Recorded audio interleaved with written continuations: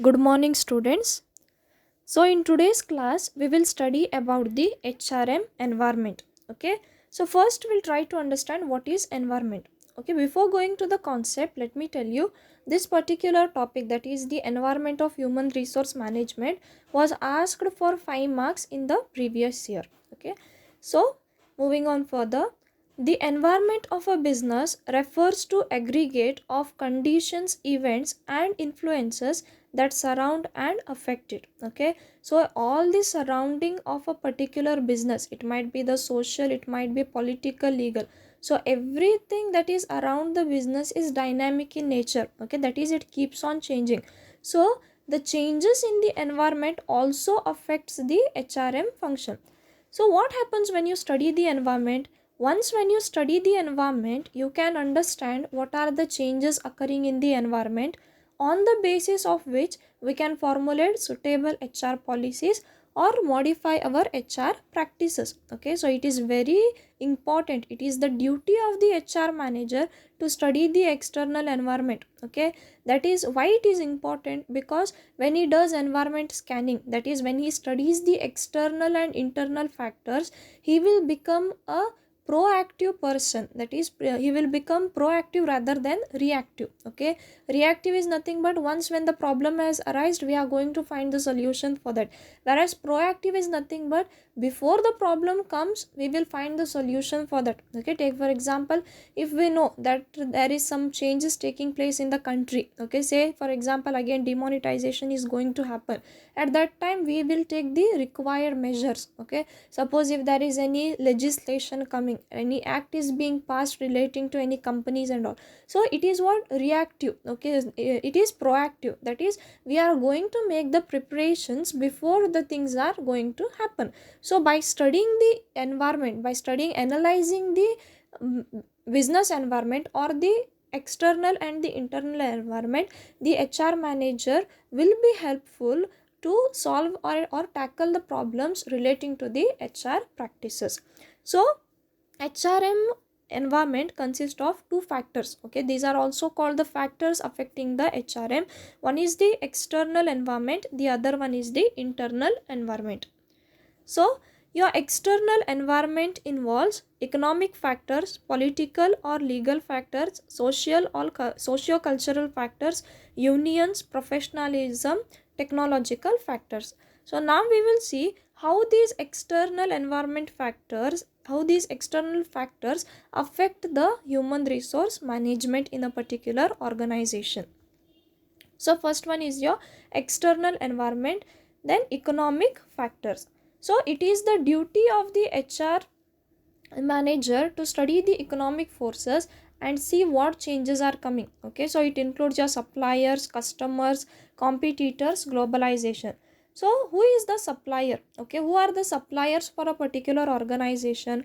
Now whenever there is a need of human resource in a particular organization, there are various suppliers. Okay, so who are the suppliers? It might be your universities, it might be the colleges, it might be the consultancy agencies, it might be employment exchanges. Okay, so these are the suppliers of the required human resource. So if these particular suppliers provide right potential employees, then the quality of the employees will also be good. Okay, so whoever we are recruiting, it is totally on the basis of the quality of the people given by the suppliers. Then comes the customers.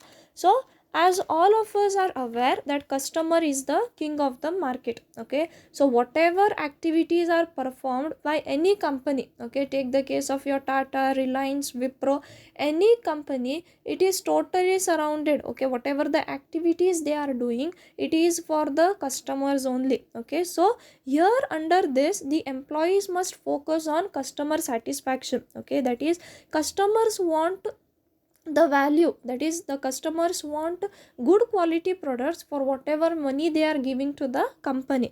That's why it is very necessary that the employees work for the betterment and improvement of the quality of the products. Then competitors. Your competitors also have the impact on the HR practices. How do they impact?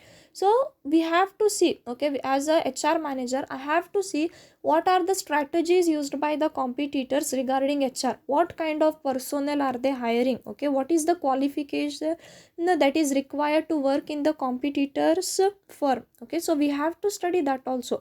Here the HR managers must study what is the compensation given in the particular in the competitors firm or competitors company. So here it also affects the HR policy. Then globalization. So as we all know, the world is becoming a global village, that is all the economies are integrating with each other. So it is also called a global economy.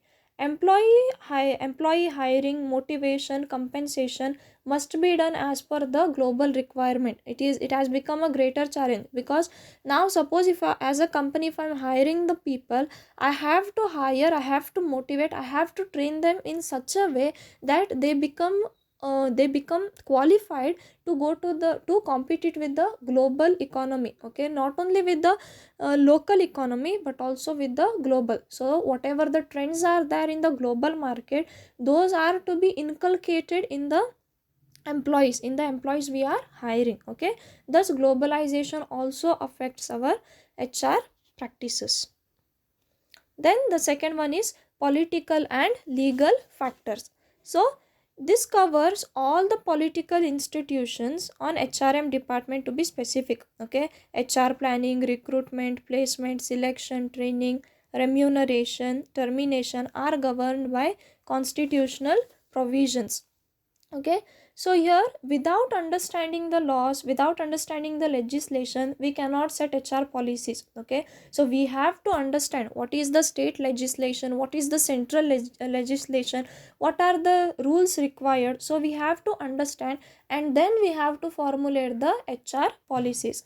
Therefore whatever rules and regulations are formulated in the organization, it should be purely on the basis of government rules and legislations. Okay, so the legislations affecting HRM are the Factories Act of 1948, Trade Unions Act of 1926, Payment of Wages Act 1936. So there are various acts. Okay, so then next one is your technological factor. So new technology, demand for new skills or skills and upgradation. So before the past years, okay, all the work was done manually. Okay, a few years before now, everything, there was the huge requirement of the manpower. But now it's not like that. Okay, due to the technological innovations, due to various softwares and all, the human work is being minimized. Okay, so when these things happen, okay, when new technologies are being adopted, there are chances that some people are losing the jobs. Okay, so here when such things come, the HR manager has to decide well in advance what is to be done. Okay, when such situation arises, when the employees are to be removed from the organization, what are the measures to be taken, that is to be decided over here. Okay, take for example, now we have ERP, we have Oracle, we have SAP, we have PeopleSoft, we have business process re-engineering packages. So organization gains immense benefits. Okay, so by these advanced softwares, by advanced technology, they have benefits like efficiency. They can do the work at lower cost, they can get fast responses, they have efficient inventory, better coordination and accurate decision making. Okay, but here these changes, whatever the changes have come, they require the new skills. Okay, they require increase in number of managerial position. So at this situation, there are chances that people at the lower level or the people who are working with less educational qualification will have to leave the jobs. Okay, so at that time, what are the actions to be taken? Okay, so at that time, what are the training measures to be taken, what are the motivation measures to be taken when there are technical changes, that is to be decided by the HR manager. So next one is the unions. Union act as a mediator between the workers and the management to solve the issues relating to employees interest. So in the previous class also I have told you about unions. Okay, so trade unions, the main purpose of forming the trade unions is to protect the interest of workers and its members. Okay, so if there is any mistreatment for the employees or the workers, if they are not paid well, at that time the workers can go and consult the trade unions. So it is the duty of HR manager to maintain cordial relations with the trade unions. Okay, so why he has to maintain cordial relation is that there will be lesser resistance. Okay, the if there is collaboration, if there is unity with the trade union and the HR manager and the organization, at that time there will be peace in the organization. Okay, so both the parties will be at peace. Then professionalism. So motivating and retaining professional and knowledgeable human resources. So nowadays what happens is job holders and seekers has become highly professionalized and knowledgeable. Okay, it is difficult job to motivate such employees, retaining such employees in the organization. So as a, let's take an example. Okay, for now we'll take an example. Suppose maybe in the future you will be doing MBA. So after the completion of MBA, my question is, will you be ready to do the job of a peon? Okay, obviously I think no, because we feel that we are highly qualified. I have done MBA, but peon job is not suitable for me. That is professionalism. Okay, now maybe some people are coming to the organization with higher qualification. At that time their attitude is totally changed. They will say, I'm very high qualified. You people means my peers are not that much qualified. So that is what, so the human resource manager has to cope up with these kinds of attitude also. Okay, so whoever are the professionals, whoever are highly qualified, what is the need of those personnel, so that is to be identified by the HR manager, and he has to formulate the policies on the basis of that. So next one is the socio-cultural factors. It affects the job types of the job types by the human resource. Okay, so the cultural background. Okay, it includes what is the culture of the staff, from what background they are coming, what is their attitude towards work, what is their ethics, what is their need. Okay, so when I'm speaking about need differs from one person to another. So what is their need, whether it is the need for power, whether it is the need for affiliation or some other kind of need. So here we have to understand the socio-cultural environment and provide proper working environment on that basis. Okay, so it involves your culture, from what culture you are coming. Maybe some jobs are reserved for some categories. Okay, or for some special categories, or some may be reserved only for women category. Okay, so those all involve your socio-cultural factors. Suppose if some jobs are reserved only for women, at that time the male contestants, the male participants, the male personnel cannot occupy that position. Okay, so that is your socio-cultural environment. So next moving on to your internal environment. So internal environment is nothing but it is inside the organization. Okay, so it comprises all the factors which affect an organizational human resource from inside the organizational boundaries. So it can be controlled. So it involves your mission, policies, organizational culture and conflict, organization structure and HRM system. So first one we will see organization structure. So organization structure determines not only the authority responsibility relationship, but also the number of people required, their skills and competencies. So the number of people required, their reporting relationship, shape, skills and competencies. So everything will be under your organization structure. So let's take the example of functional structure and your line organization. Okay, so now what happens in line organization is a single employee has to report to only one manager, whereas in your functional structure, what you have to do is one particular employee is accountable to many managers. So this affects the performance of the employees. Okay, so it is the duty of the HR manager to study the organization structure also. On the basis of that, he has to formulate the policies, he has to see the activities to be performed towards that particular employee. Then next one is organization culture and conflict. So organization culture is nothing but the shared belief and common way of doing things in the organization. Okay, so what are the practices in the organization?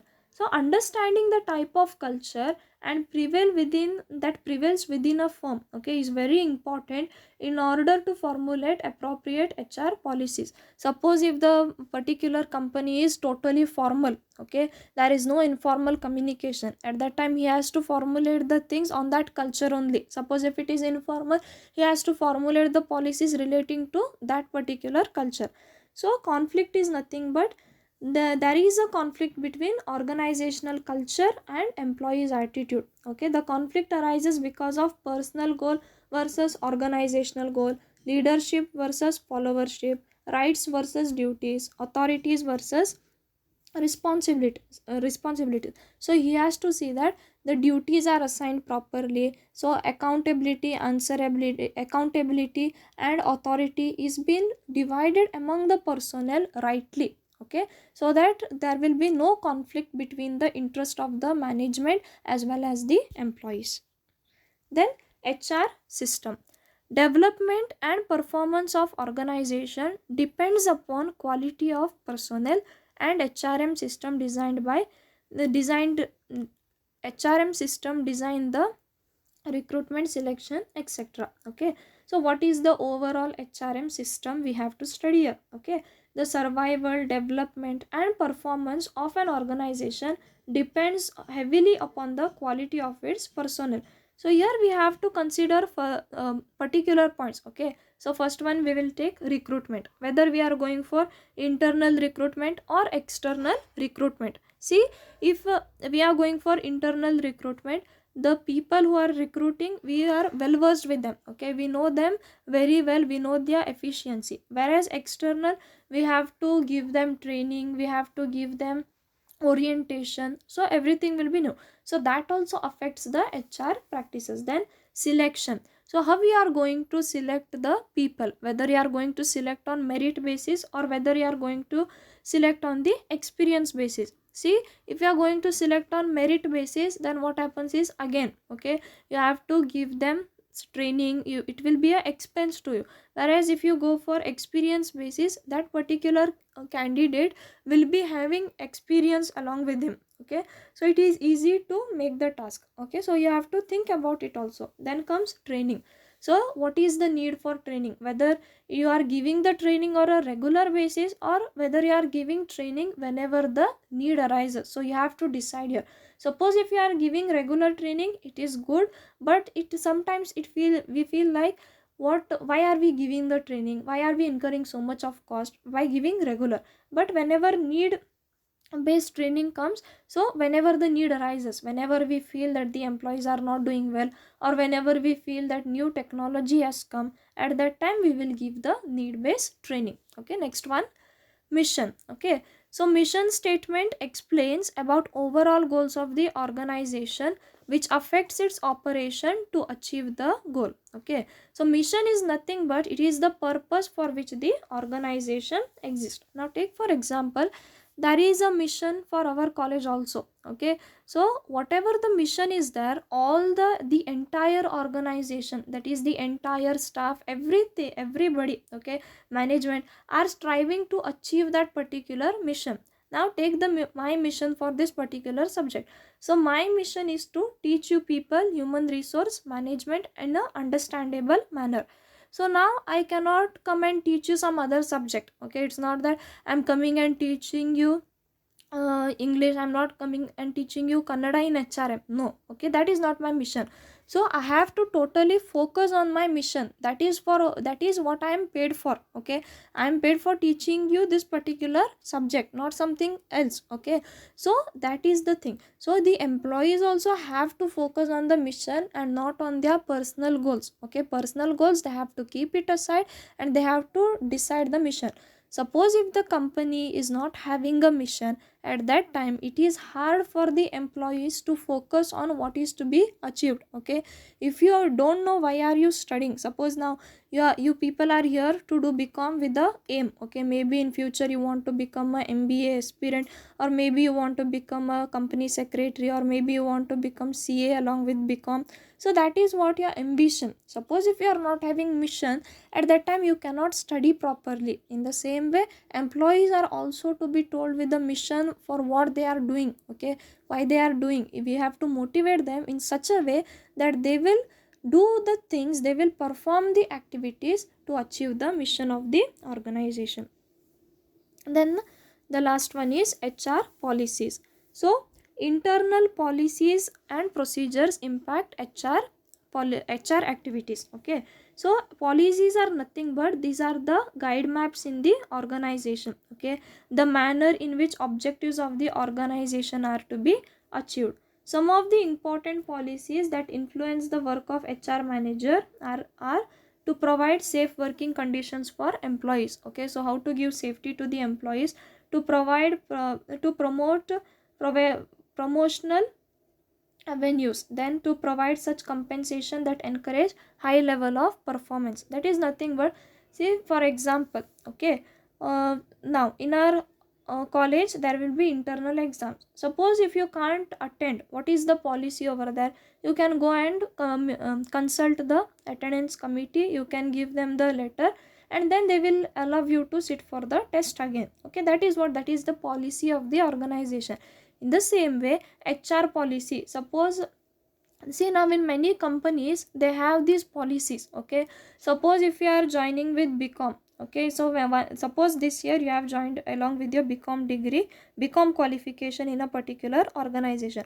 So in some company there will be policy that suppose if you are cracking some exams, okay, or suppose if you are going for further studies and if you are scoring, okay, or if you are cracking that exam, at that time you will be given promotion, okay, you will be paid with higher salary. So that is the policy. So on the basis of the policy also the employees work. If the employees know, suppose as an employee, if I know that if I crack some exam my pay will be increased, okay, at that time I will be motivated to study for that particular exam. Okay, so that is the policy. So the HR policies are also affecting the human resource. Okay, so the HR manager has to study everything, he has to scan the environment properly. So that's it for the day. Thank you. Have a nice day. If you are not understanding, then please let me know. Thank you.